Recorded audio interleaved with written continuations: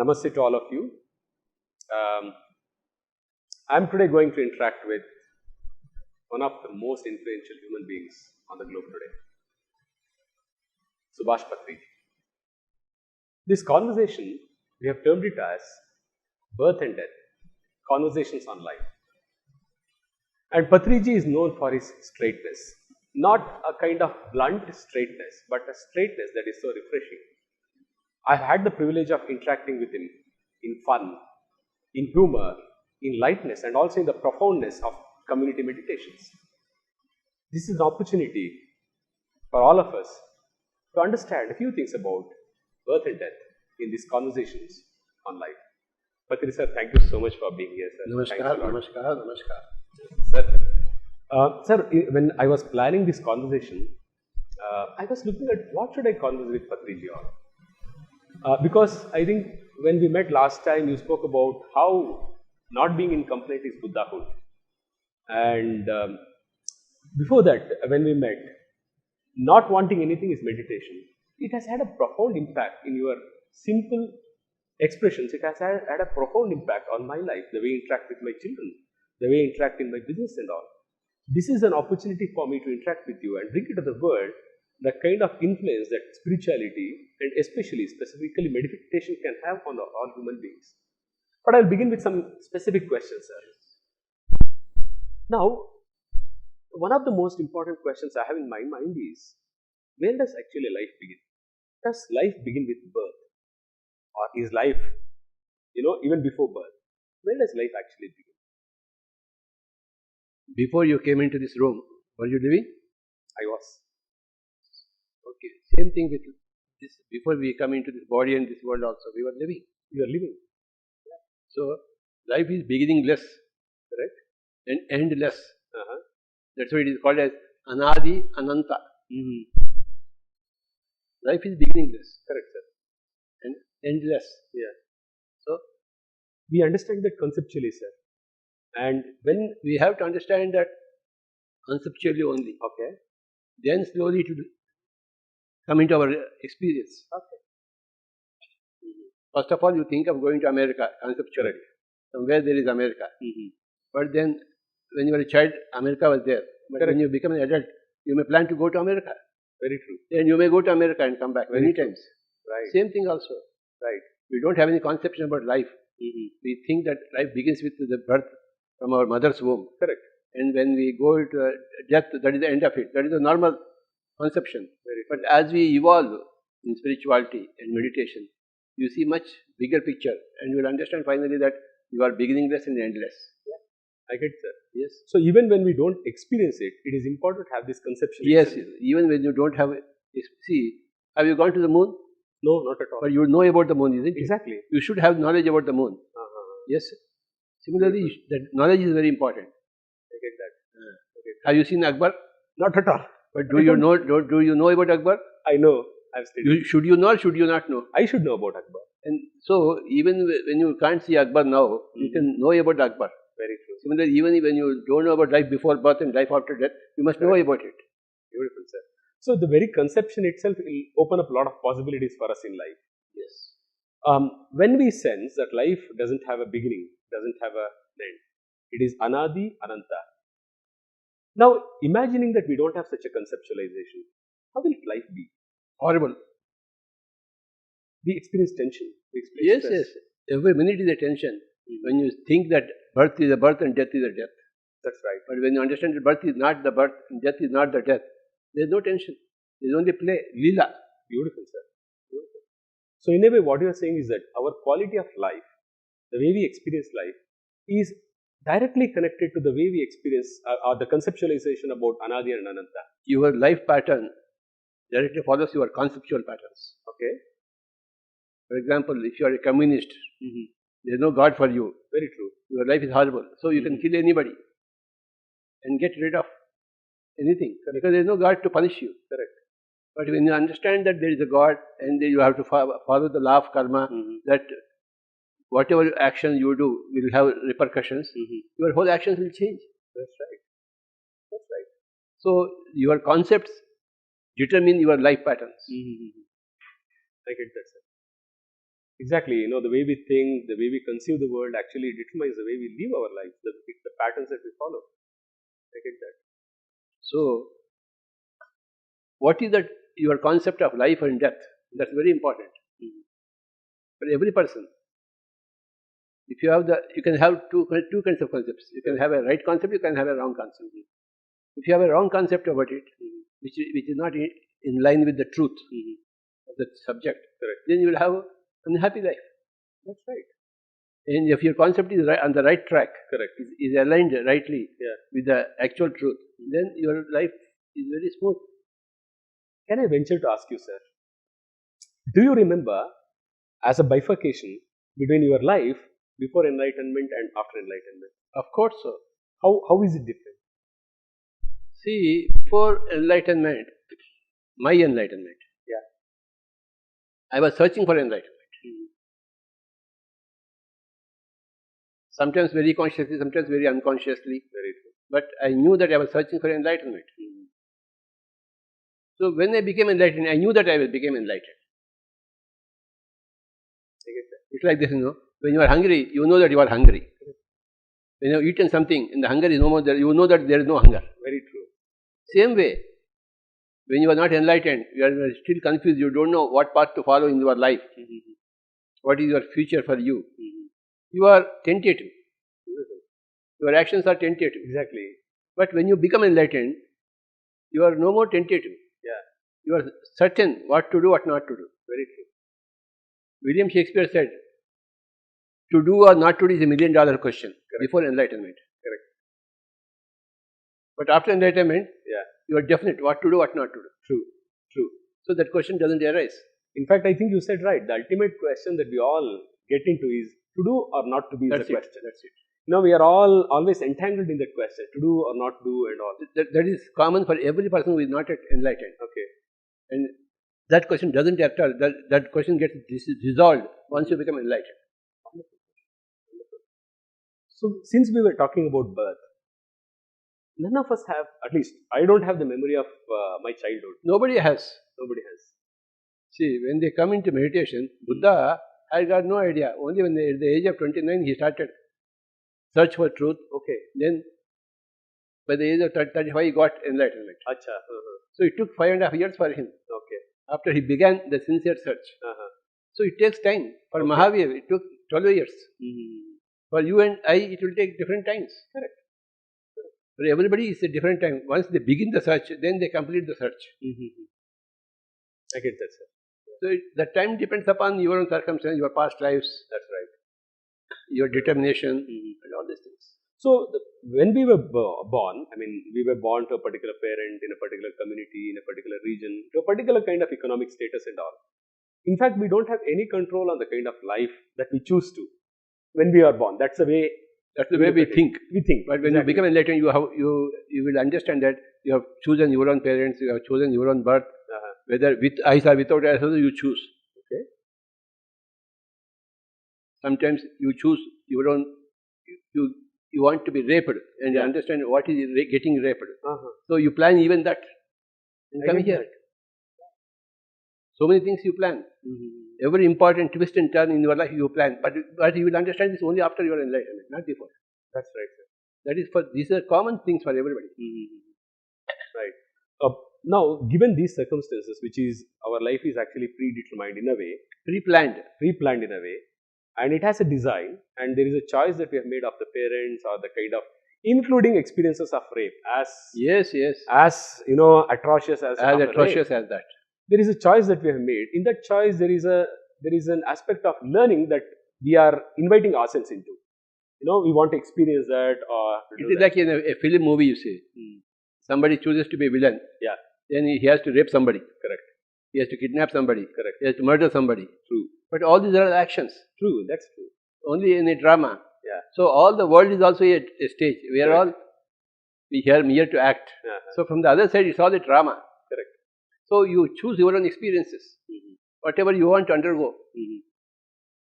Why people want to choose villainous roles? Why not hero roles? No, it's not like that. A film requires all kinds of roles. Correct. That's right. So you will choose your own difficulties. Correct. challenges in your life and come here to improve yourself.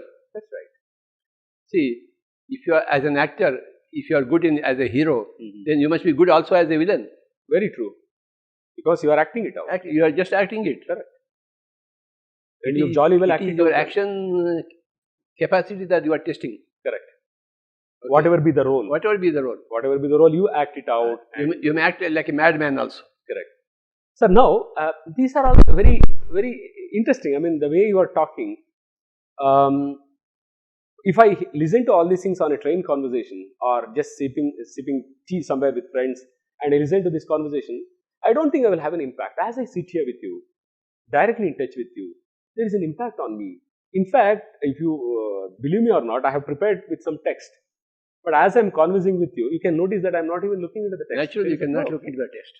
I'm not looking into the text. There is a flow.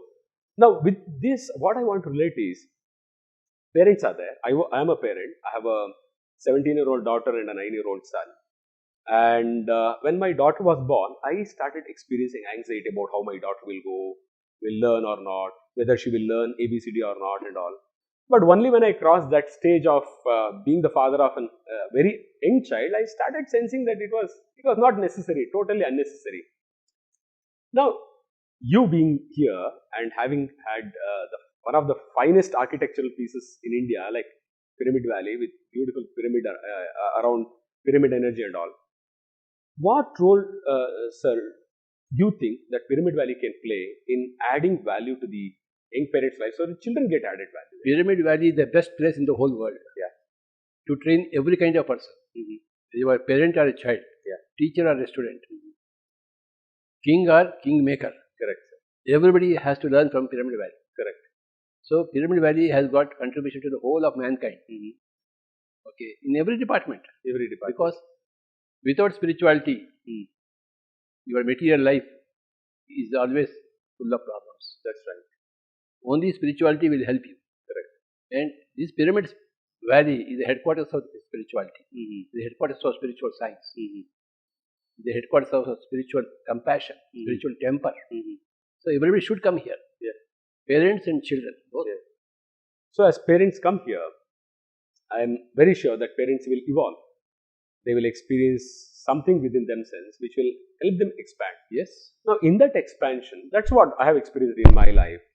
As I evolved as a meditator, I saw that the kind of problems I used to get stuck in was something I was able to resolve for myself and deal with them more powerfully than the way I used to do before meditation. That is the case with every person who comes into meditation. True. Whether he is educated or not educated. Yeah. Whether he is from rural basis or from urban background. Correct. Whether he is a male or a female. Yeah. Whether he is a grahastha or a sannyasi. Everybody will be benefited by Pyramid Valley. Very true. In absolute terms. Correct. There is a reason for me to ask this question, sir. I had been to some TV channels.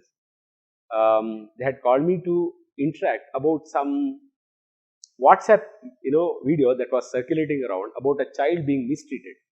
The child is being taught some tables and the child is not able to recite the tables properly. And the parent, I think, or the tuition teacher gets extremely angry and keeps on punishing the child. Somehow that video was there and it got circulated. Now, this will certainly have some impact on the child in the long run, short run. But first of all, you can never have that, you don't have the right to touch the body of anybody else. That's right, sir. More so children. Correct. The males are ill-treating the females, and both the parents are ill-treating their children. The teacher is ill-treating the student. You cannot manhandle anybody. Okay. That is prima facie rolled out. Absolutely. That's a big crime. Correct. What right have you got to put your hand on anybody else's body? Right. No. Correct. You don't have. So, you can verbally correct him. Correct. But not. We can't. That's wrong. We should never. So whoever does it is absolutely wrong. Absolutely. But this happens. The reality of society is such that these incidents keep happening, and the media channels and all, it keeps getting projected out. Now here, there is some amount of emotional energy that actually plays out in the parent, the anxiety, the fear about the future of the child.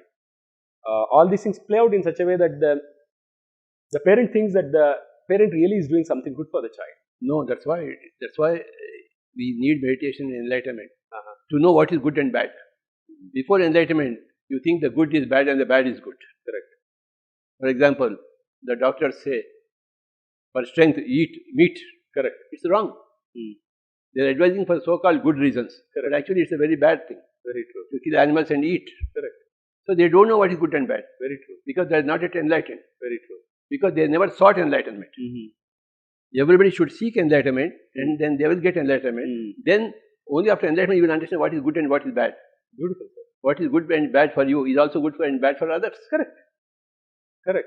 It's about the common good. Common good. Exactly. I am a human being, and whatever is good for me is also plays the same role for every other human being. So, this is where I want to bring your experience itself, sir. See, we are all constrained by the need to perform. It could be to perform in the exam. It could be to perform in the sales targets that as a salesman we need to do, or a CEO has to show performance of the organization or the business. To whom have we are we here to show performance? No. Yeah. We are here to perform for ourselves, to our satisfaction. We are not here to satisfy others' egos. Exactly. No. Yeah. But this anxiety exists about Because you are not enlightened. not enlightenment. Everything comes back to enlightenment. That's right. All anxiety is because of lack of enlightenment. Yeah. Very interesting, sir. So, when there is lack of enlightenment, there is certainly anxiety because you don't know. You are doing it to perform, but people experience in reality, a 10th standard child experiences that kind of anxiety or the We parent. had all gone through all those experiences because we were not enlightened at that time. Correct. In the school, after my schooling, 12th class, when I didn't get a seat in Medical or engineering. I went for suicide attempt. You were speaking about yourself? Myself. Are you sure, sir? Yes. Wow. I early morning I went in Hyderabad to Tangban to jump into the water. Early morning 4:30, only I was there. I think nobody would have heard of this experience before. No, see, so because in the school, if you are not getting a seat in MBBS, you are a stupid fellow. You are a stupid. You are a failure Exactly. because your brother is an engineer. No, you must be a doctor. Your life is not worth living. So All this. I went to commit suicide, but somehow somebody like you saved me. It's beautiful, sir, for you. The way you talk is very different. So here, directly come to the question, sir. The way I see from the world of society and all, you are an extraordinary performer. You go there, influence people, you click your fingers. I mean, I'm using in metaphoric language. But when you conduct Buddha Purnima here in Pyramid Valley, or when you conduct the Maha Dhyana in Hyderabad, Kartal, it's not easy to have 50,000 people. 50,000 people coming there meditating, 5,000 people coming there meditating, and that you do quite effortlessly. And that's what I see as performance. How many pyramids have come? How many people you touch every year? How many lives have transformed? So there is a performance. How was your performance? Suppose you are performing in the spiritual world in creating pyramids, meditators, and spiritual leaders all around. And also tell the viewers that Patri sir was an agricultural scientist before. He has a master's in agricultural sciences, and you also worked somewhere, sir. I worked in a fertilizer company. He has worked in a fertilizer department for 17 years. Which department, sir? Marketing department. In the marketing department of fertilizer company. There also there was some performance of yours, sir. Of course. That was in a way your professional life. And here you have a performance in the spiritual life. Just for the sake of a conversation, how do you compare these two performances? See, in my company, for the first 3 years, I worked hard because I didn't know the subject. I was new to marketing. It was very interesting and I worked hard. And it was giving me a lot of satisfaction. Not that I perform in others' eyes, but I really perform in my eyes. After 3 years, when I got into routine, then my attention diverted from material life to spiritual life. Then I didn't care for my job. So I just worked for the sake of my salary. I got that. Because I was not interested really in the subject or in the project or in my career there. I just swam in the company. So I was not bothered about performance at all. You were just doing it so that Actually, after 10 years in the company, I wanted to get out of the company. It took again 6 years for me to get out of the company. And in the final years, I was not at all performing. I was only taking the salary.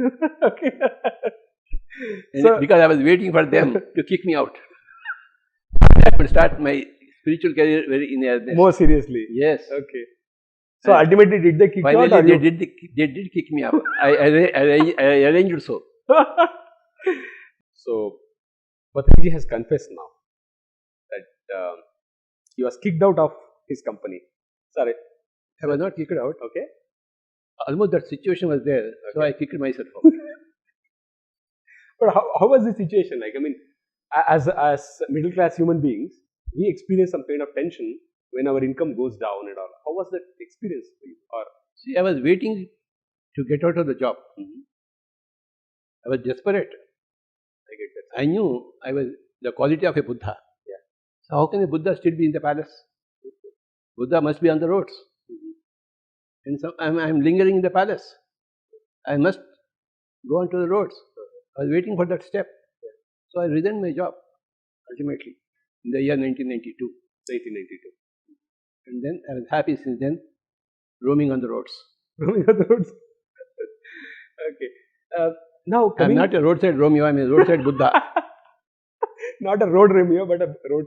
Buddha. Yes. Buddha on the road. On the roads. Buddha on the road. In fact, that's I think how I would also look at you. The amount of travel that you do, all these things. I think Buddha on the road is the right description of you. Somebody who knows what his life is about. There is nothing that stops you in dealing with that, and that's amazing. Now, we were conversing on birth, sir. Somehow we are looking at this aspect of birth, and we understood that birth is something that we make a choice. The kind of parents we get, and the kind of experiences we choose is all. It's a very phenomenal knowledge to understand that birth was a choice. Exactly. That's a very great U-turn in your conceptual thinking. Yeah. That what happens in enlightenment. When you understand that your birth was a choice, your life conditions are a choice, Yeah. that everything was a choice, Correct. you are relieved. Beautiful. That's right. You are totally relieved. And you are living before you are born, and you will live after your death. These are all the earth-shaking events Correct. in anybody's life. Correct. And that's what constitutes enlightenment. And that enlightenment can come from various sources. Because you have seen some great master, you can become enlightened. Or you have seen some great nature, you can become enlightened. Or you have done meditation, you can become enlightened. Various ways are there. That's right. But somehow you will come to understand that you are birthless and deathless. Soul. But, sir. You are a birthless and deathless Exactly. soul. Yeah. Yeah. When you understand that, everything changes. Correct, sir. But this aspect that you are relating to about choice, human beings in their ordinary sense are not able to understand this aspect of choice. I think. They are not at all able to understand choice. Even in our ordinary consciousness, we can't understand choice. As you are talking about But it, if you apply your common sense, you will understand it. People don't apply even their common sense. Yeah. That's where, see, when Gautam Buddha went out of the palace and saw one person correct, who is dead, Yeah. he asked his charioteer, correct. would I also be dead? Like that, sir, everybody will be dead. Yeah. There, the matter finished. And he saw one old age. He said, will I also become old? Yes, Swami, you will also become old. The mind got shattered. That is raw common sense. Raw common sense. But Raw common sense. even we see with 1,000 deaths, we don't think that we will die. In Yaksha Prashnas, the Yaksha asked Dharmaraja, what is the most astonishing thing in this world? And Yudhishthira, Dharmaraja, replied, the most astonishing thing in this world is that people see everybody is dying, but they never think that they can die. Exactly. This is the most astonishing thing. This is the answer given by Yudhishthira. The lack of common sense. Buddha had common sense, great common sense. Therefore, with one death, he became a master. He changed the whole life pattern. So, is there a difference between knowing, for instance, we know conceptually that we go old, we may fall ill, we may ultimately lose our body. There is a knowing. How do we? There is a knowing and there is also a non-knowing. Okay. There is knowing that everybody dies. Yeah. But when your mother dies, when your father dies, when your wife dies, when your husband dies, you start crying. Correct. Don't you know that they all die? Exactly. Everybody knows. Yeah. But when the death comes, you are not able to bear that experience. We are shaken. If you are conceptually strong, you should not be shaken by that experience. Correct. You are conceptually correct but not strong. Correct. So there is a philosophical difference between, I'm a student of philosophy, sir, to some extent. When I did my literature, there was an interdisciplinary study that I did of some philosophy, like studying a little bit about Wittgenstein, Sartre, things like that. I remember those college days, university days, when we were exploring this aspect of knowing itself. There is a difference that, in the philosophical tradition, they say that there is a difference between knowing and seeing, looking and knowing. Is it that we know conceptually that something like death is there, or we also know, as parents also know that, everybody knows that. Yeah, parents know that, children should be given freedom and all, we also talk. But when it actually comes to the circumstances of life, there is some pressure. The child is not saying some rhyme there or something like that. What exactly is that? How do we grow into that kind of seeing with clarity so that we know what is? That's where meditation comes in. Okay. You may read Bhagavad Gita, you may understand Bhagavad Gita, but you should do meditation. Correct. Only when you do meditation will you understand really Bhagavad Gita. Correct. You will experience it. Correct. So meditation is practical knowledge. Theoretical knowledge, conceptual knowledge is important to understand, go into practical knowledge. But practical experience is very important to understand whatever you have learned. Very true. Very true. Everybody should give time for meditation. Correct. Everybody. Is there a strategy to it, sir? What strategy? I'll explain this question to you, sir. I really believe that meditation can transform. That's my experience. And when I consult with schools, I do something called parenting sessions with them. And they come with problems like my child doesn't do spelling properly and all. I tell them, I sometimes as a professional, I don't tell them blunt, like the way you say, meditate and all. I explain to them and all. And I asked them to meditate, and we conducted one session also in a particular school to meditate and all. Then they again came out, we meditate, every day we are meditating, but still, my child's problem is not getting solved. They are not meditating. Okay. How do we do that? Is there a strategy in way we approach the people, teach the people? See, how can Pyramid Valley help in that? For any question, the answer is meditation. Even to this question. Small question or big question. Correct. For any problem, the answer is meditation. Small problem or big problem. So,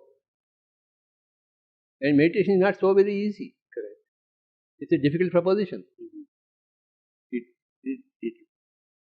It demands a lot of concentration, a lot of willpower. Correct. And if you don't have that concentration, that willpower, it won't happen overnight. You have to wait and wait and wait. So it's not so very easy as we teach and they become masters. No. Correct. So a lot of determination is required. Very true. So is it that we become too and we have to follow up the case until they become determined for doing meditation. We have to give constant inspiration to them. Okay. That's what happen overnight. Exactly. That's what we should follow. We stand for them. We allow them. Once a month they come to you for consultation. They have to be daily at you, and you have to be daily at them. Correct. That's right, sir. So once you are behind a person and make him do meditation, he will become master meditation and he will educate 1 lakh people. Correct. That's right. You don't have to consult and give advice to 1 lakh people. At least one person. You train them, and that one person will train others. Correct. So that one person you should train, like Arjuna got trained by Drona. Correct. Drona was training everybody. Exactly. He was so you should train your people like that. Correct, sir. I get that. Krishna had got 4 disciples: Rukmini, Uddhava, Arjuna, and Vidura. Vidura also? 4 people. He trained only 4 people. Okay. Trained in this... Trained particularly. Concentrating on them. He must have spoken to everybody on spirituality. But he chose these 4 people to train them. Wow. Is there a reason for that choice? It's very interesting to know that. See, Krishna trained Rukmini, but he did not train Satyabhama or other wives. Correct. And he trained only Rukmini Devi because she had that quality. See, if you don't have the aptitude, you can't train them. Exactly. If they don't have aptitude for meditation, let them come for the next lifetime. So what? Exactly. Where is the hurry for you?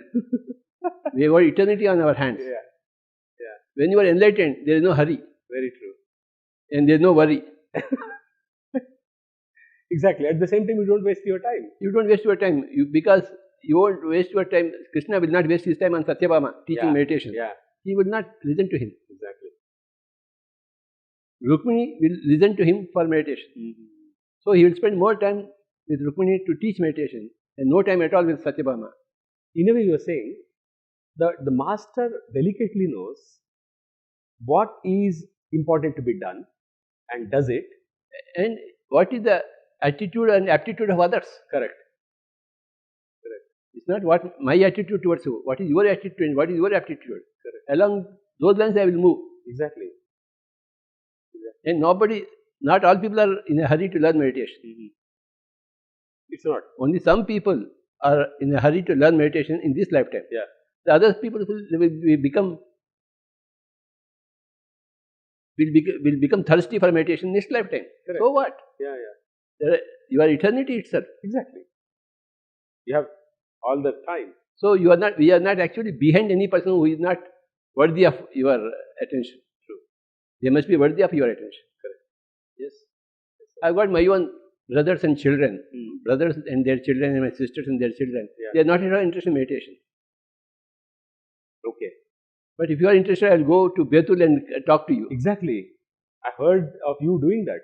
But my own sister and brother, they are not interested. So I don't go to them and neither they do come to me. Exactly. I'm not bothered about them. Exactly. Because they are not bothered about meditation. All my family members, my blood relations, nobody is interested in meditation. Okay. Nobody means nobody. So who cares? They themselves don't care for truth and for happiness and for liberation and for enlightenment. So how do we care? Wow. We don't care. Wow, this is a beautiful thing. It's just a wow moment in the sense. Personally, also, all my struggle is about seeing to it that my mother says Shabas to me. My father somehow approves of my work, or my wife says, darling, you have done a great job. It's all about approval. And you here, just look at what matters to you, what matters to the world of meditation. Go ahead and do it. That's all. Beautiful. It's so beautiful, sir. It's such a beautiful thing. Now, somehow I want to connect this conversation. I don't know whether I am trying to force an outcome, but you can't force an outcome. You can't exactly. Especially meditation quite seriously. I took meditation quite seriously because I found that my income is expanding.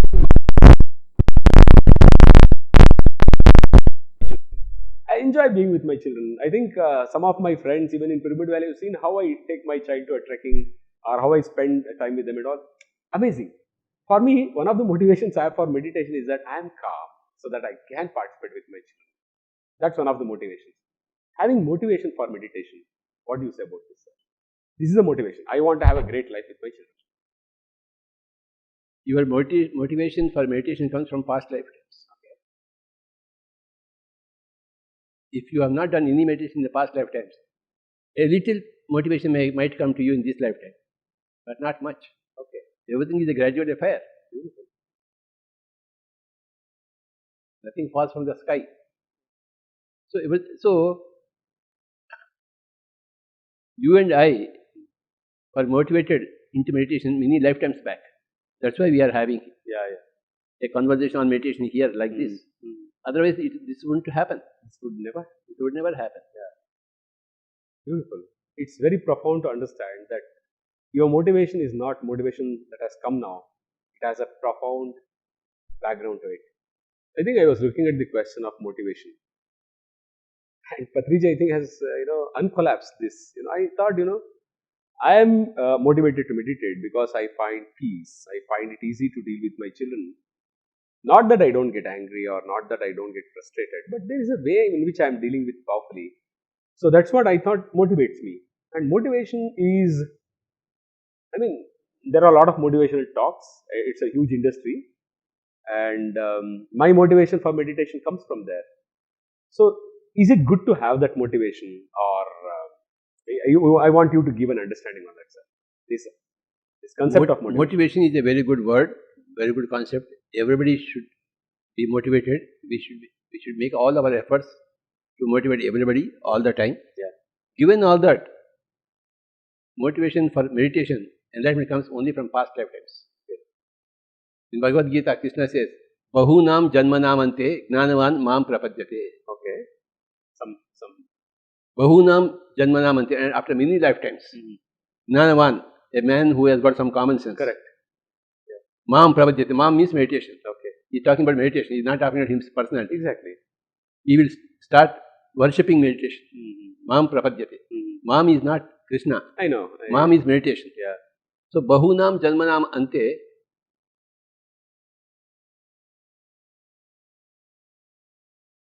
gnanavan mam prapadyate. Vasudeva sarvamiti sa mahatma sudurlabha. Such people who have got such common sense are very rare to find. Sudurlabha. Not common. Exactly. Common sense is not common. That's true. Okay. That's true. So it takes many lifetimes for you to be motivated really into meditation. Okay. So as far as your case is concerned, you have done a lot of meditation in past lifetimes. Therefore, you readily came into meditation. You are motivated by birth, I see that. by naturally. Yeah. Nobody ever motivated you into meditation. You motivated yourself. Correct. Same thing with me. Nobody motivated me. Yeah. I motivated myself. Yeah. Okay. This comes only from past lifetimes. Yeah. Correct. And my own kith and kin, they never had any past life meditation. So even though they are my brothers and sisters and my close relations, they are not motivated. Even in spite of seeing my life from close quarters, they are not motivated. Whether somebody else from some other place just listens about me or hears about me, and they come here to learn meditation. Correct. Today morning, one man came from Turkey. Achha. He said, my family is very good, my economics is very good, my work is very good. I have taken 3 months holiday to do something special, and I was contacting somebody in Delhi, and they said, go to Pyramid Valley. He came in the valley just for half an hour to meet me. So how is he motivated? Exactly. He took a flight from Delhi to Bangalore just to be with me for about half an hour, and he went back. Exactly. How do you explain that motivation? So how would you explain that? Exactly.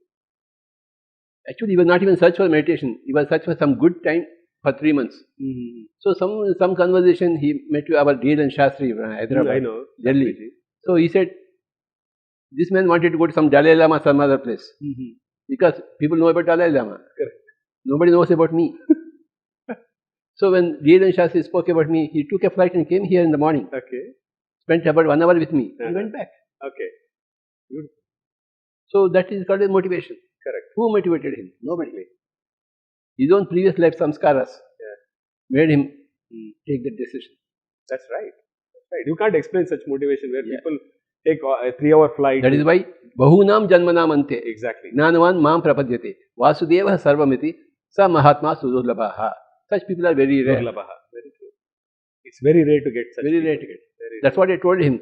It's a very rare species you have. Correct. You came all the way from Turkey. Yeah. You got 3 months free time. He said, I have got 3 months free time. Correct. I want to do something special. Yeah. And this fit in with that concept. So, I mean, the way I am looking at it is that, of course, there is a motivation to which we meditate because, after some time I find it, I enjoy my flights and train journeys because I get my full time to meditate. That's the kind of thing I experience. To just sit, meditate, nobody is going to disturb me in the flight as I simply sit there and meditate. There is joy. I'm waiting for that joy to happen. And in being in that joy, I'm able to see that had I not come into meditation in the year 2005, you came there, 2005, I entered the world of meditation, and I think I meditated for 1 hour. That was a very profound experience. I felt so fresh the whole night. Next day morning I was feeling Say fresh. a few words about yourself for the sake of everybody. Who are you? What are you? Your name, your profession, and Sir, how we met each other. I will talk my profession in a way that should really be an impact on people. In fact, I should tell sir, I'm an educational consultant, and when I met Patri sir in the year 2005, I was a principal in a school called Satpura Valley Public School, and it was an experiment. Where was it? In which state? It is in Madhya Pradesh, exactly midway between Nagpur and Bhopal, and so that's where I first met Patri sir. And I was the principal in the school there, and it was an experimental school where we were looking at freedom for the children, burdenless education, integration in learning, community learning enterprise, all these things. But there was so much of tension and confusion about it. It was September 2005. I don't remember the date. If I had maintained the diary, probably I would have mentioned it. He came there, and we were a group of around 10 people, and I was embarrassed that Patri sir has come all the way and only 10-12 people are there. But Patri sir had the same enthusiasm. That was amazing. Same energy, same enthusiasm. Then he called me to do the introduction. I did some introduction. Then we meditated. I think that was the first meditation I had.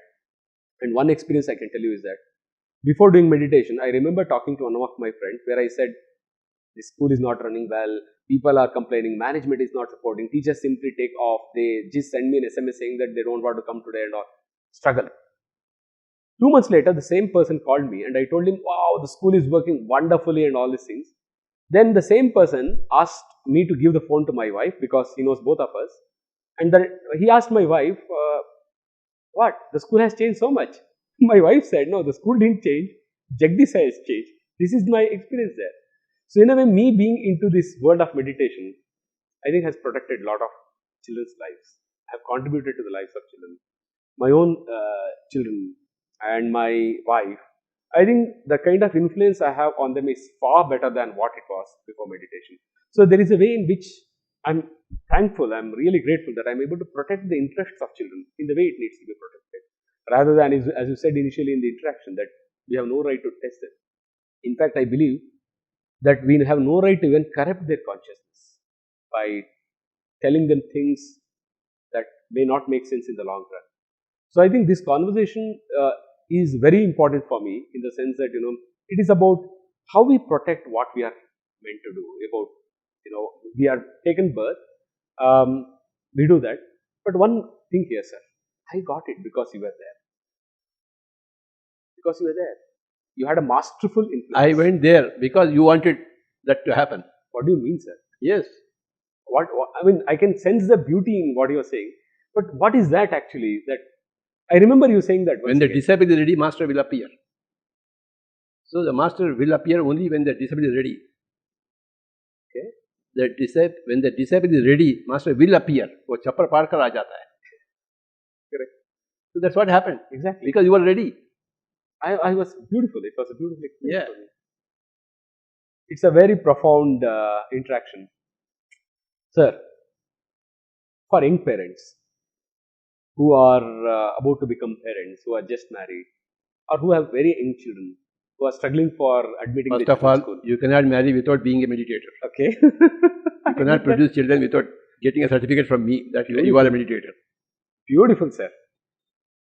Because marriage and children, parenting is a very big subject. And see, for driving on the roads, you need a license. For marriage, you don't need a license from me. Exactly. We require that. Before you get married, again, you come back to me. But you can see my hair, I'm married now. I have a 17-year-old daughter. But I believe what you are saying, sir. I really understand what Even for a driver, you need a license, driver's license, whether you are a proper driver or not. Okay. Unless you are a proper human being, how can you get married? Exactly. So who will give you a certificate that you are a proper human being? Yeah. And how will you become a proper human being? Yeah. Only when you will do meditation. Yeah. Exactly. So let this be known to the whole world. Whoever wants to get married, first get a certificate from me. I think this is a very beautiful way of concluding this conversation before we begin some more. It's very beautiful, sir.